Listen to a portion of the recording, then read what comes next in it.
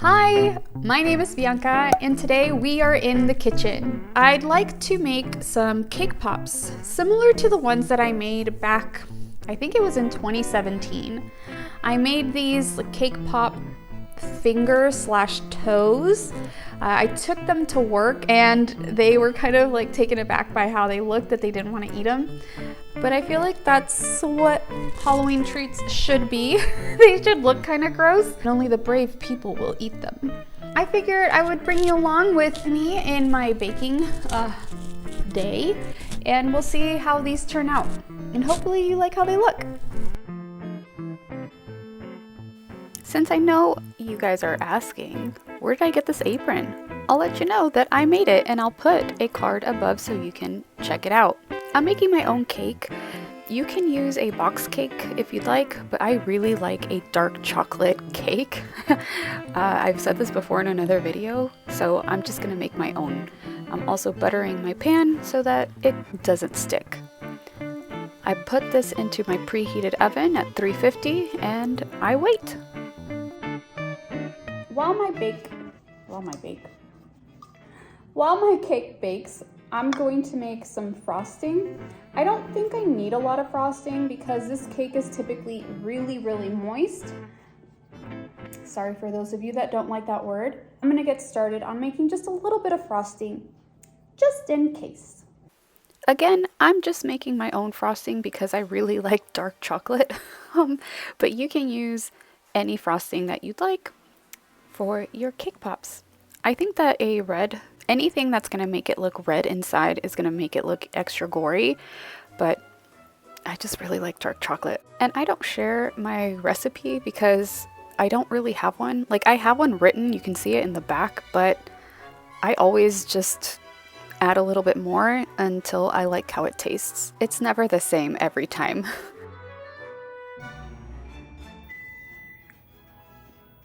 That's the oven. Time to get that guy out, or just to check if it's fully cooked. Wow, look at my lipstick.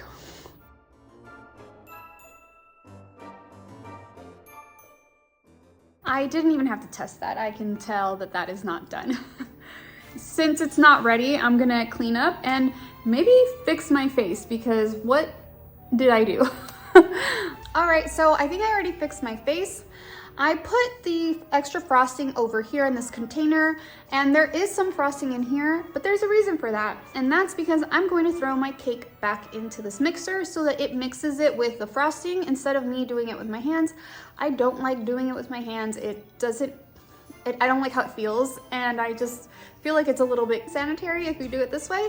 So I'm gonna do it like this and then start forming my cake pops into the shapes that I end up deciding on making.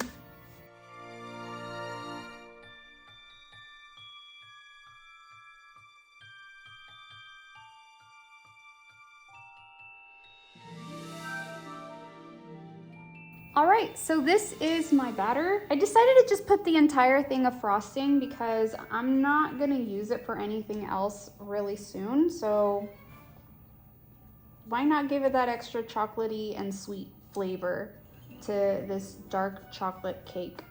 You can see that is a nice little consistency. It's kind of soft, so I hope that it's not too soft. So let's start making some cake pops. Right over here, I have some cookie sheets with some wax paper, I think this is.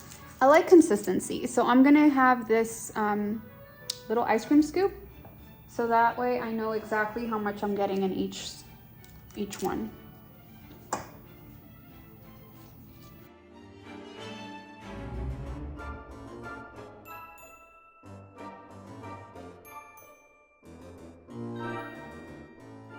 And this would be kind of like a finger. It looks like a TURD, but we're not making that right now, which could also be a Halloween thing, but maybe more of an April Fool's. I kept making more fingers, and if you notice, I do make a little bit of a divot at the front so that something delicious can go in there. You'll see it in just a bit. Okay, so I've made some fingers and a few eyeballs. On this tray, I have 35, and over here I have 1, 2, 3, 4, 5, 1, 2, 3, 4, 20. So that's 55 cake pops. I think that'll be more than enough. So I'm gonna let these like set / cool for a little bit. And while I do that, I'm going to make some fondant nails. So let's get started on that. To make the nails, I grabbed this fondant that I bought at Michael's. I kind of grabbed just a little bit and look to see if it'll fit on my fingers, like you see here. I was using this little foam to sculpt it into a little bit of a curve, and I made all of these little fingernails, and then I decided I didn't like how those looked. So I grabbed all of them, put them back into a ball, and sculpted them all over again to make them a little bit thinner, so that when you eat it, it does feel like a fingernail, like nice and thin. And I don't like to make them pretty, I make them ugly and jagged.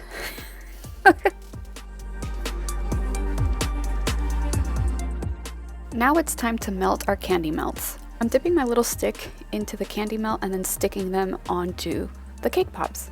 Luckily, my husband was here to help me do the others. I dipped the cake pop in the melts, and you can see me tapping my hand to get rid of excess candy melts.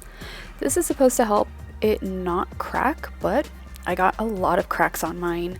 So once I covered all of them, I went back with a little bit of that extra candy melt. I tried covering them, which I actually ended up liking because it's gonna make it look like veins. Once those were done, I grabbed some orange candy melts and mixed it with some white candy melts to make a, and with quotes, skin-toned color. I wanted a brown candy melt, but all of the brown candy melts were flavored, and I didn't want it to change the flavor. I wanted it to be a simple vanilla candy melt. So this is what I ended up doing. I dipped my fingers the same way as I did the eyeballs, but the thing you want to do is grab your fondant nail when the candy melt is wet and stick it in the finger to make it look like an actual fingernail. And I like to have some of the candy melt over the nail to make it really look like a fingernail.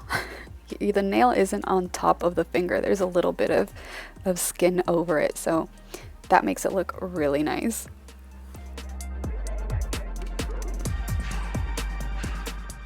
The last thing I need to do is to paint these to make them look a little bit more realistic.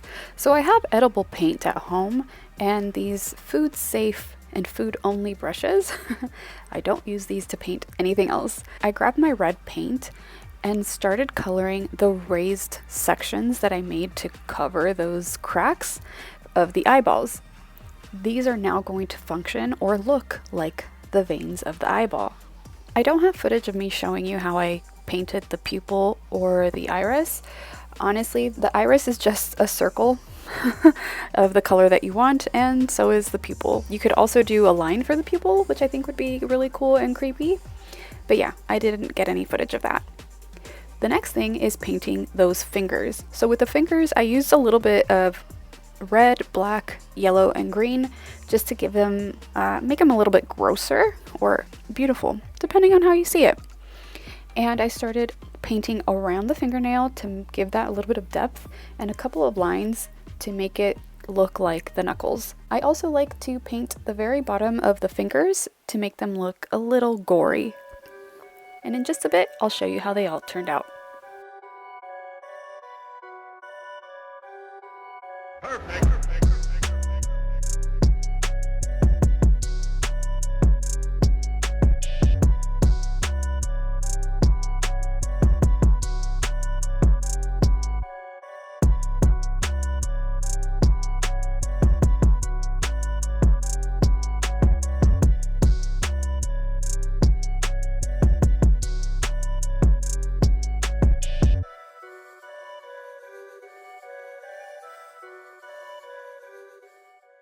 All right, and here you have my little cake pop fingers and eyeballs.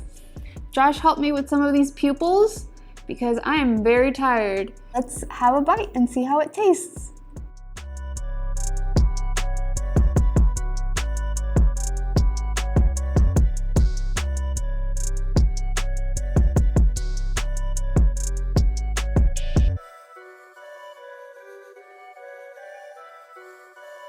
It is so good and fudgy.